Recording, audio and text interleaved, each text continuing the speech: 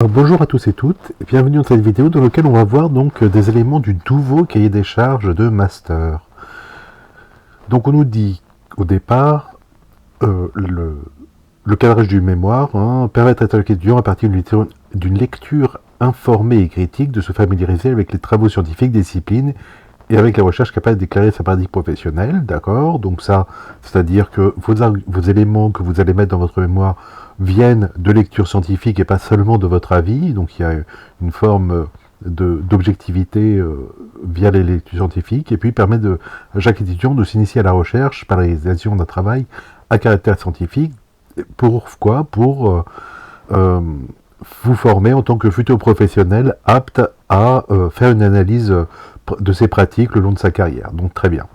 Alors, ce que je voulais surtout vous montrer, c'était...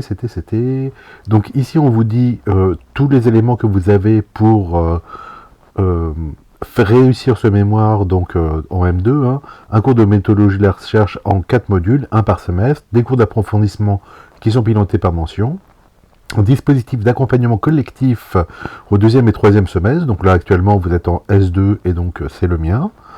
Et puis un dispositif de direction de mémoire, bon, on verra ça plus tard, d'accord? Alors, ok, bon. Alors, du projet au mémoire...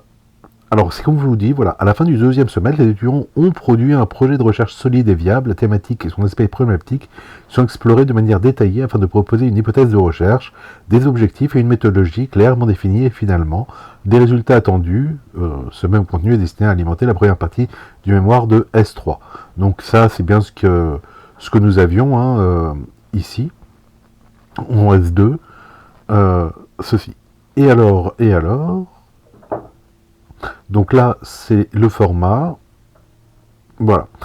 Le projet de recherche. Pendant la première année de master M1, les étudiants développent un projet de recherche dans le domaine de l'enseignement, de l'éducation et de la formation, viable et construit à partir d'une démarche scientifique.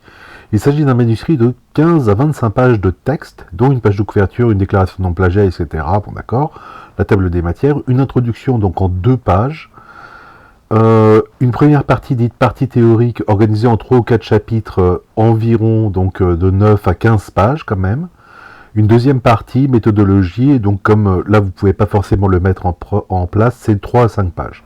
Donc je voulais vous montrer ceci parce que donc ça étoffe un petit peu, si vous voulez, ça donne une norme un peu plus importante que ce que j'imaginais à ce que vous devez réaliser, d'accord? Donc quand on regarde donc la fiche d'évaluation à la fin du module, celle qu'on avait discutée il y a pas longtemps, donc vous voyez donc la partie théorique, ça doit quand même représenter une dizaine de pages, ce qui semble beaucoup quand même. Donc avec la revue de littérature et problématiques, hypothèses, références théoriques là, donc là ce sera votre bibliographie tout simplement. Et puis donc une partie théorique de donc 3-5 pages. Ok, donc voilà, c'est juste pour vous dire que cette partie-là semble prendre beaucoup d'importance dans le format, en volume au moins. Donc il faut que vous vous y mettiez absolument. Les prochains cours de méthodologie, enfin de tutorat, pardon, sont dans très très longtemps, mais d'ici là, il ne faut pas que vous restiez les bras croisés. Au contraire, il faut que vous mettiez à profit ce temps-là pour trouver des documents, des articles scientifiques pour construire votre problématique, les lire, etc. D'accord?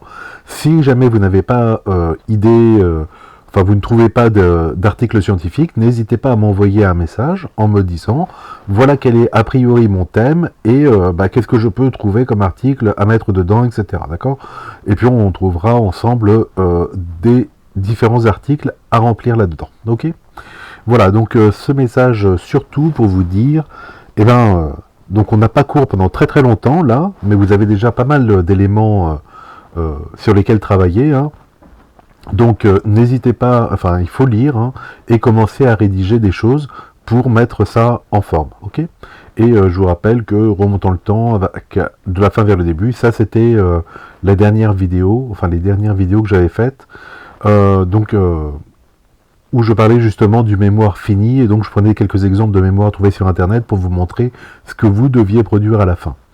Voilà, donc c'est pas grand chose, mais quand même, il faut bien travailler d'ici au prochain cours, parce qu'après, ce sera vraiment quasiment la fin du module. Ok, c'était tout.